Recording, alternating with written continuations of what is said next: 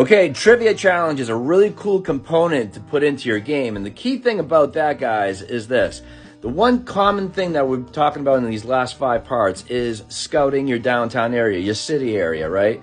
And a trivia hunt is a great component to your game. It actually throws a little bit more flavor into your game. It actually becomes a little bit more of a scavenger hunt in itself.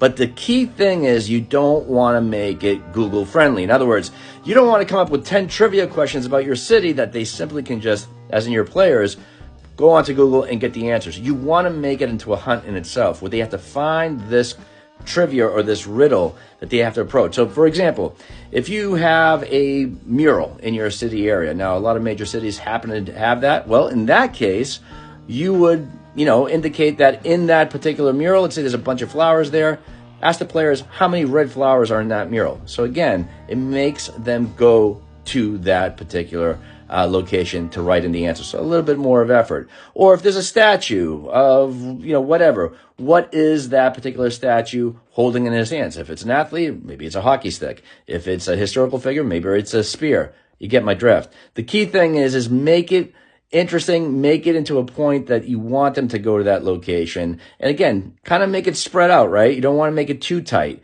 You want them to venture off. Now, of course, you can go on to ChatGPT or AI, for those of you that don't know what ChatGPT is, and simply ask the AI to come up with 10 detailed trivia questions about your given city. The only thing about that, guys, is this. It's going to come up with 10 questions, but they are going to be Google friendly. So it defeats the purpose of what you're trying to do, okay?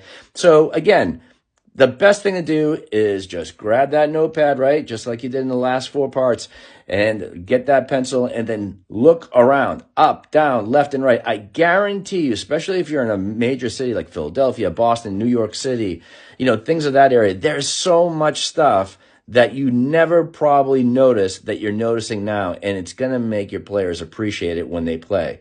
So this is part 6. Part 7 is going to be talking about your materials, and then part 8 is going to be talking about monetizing your game. So stay tuned. Give us a follow. If you have any comments, leave them below.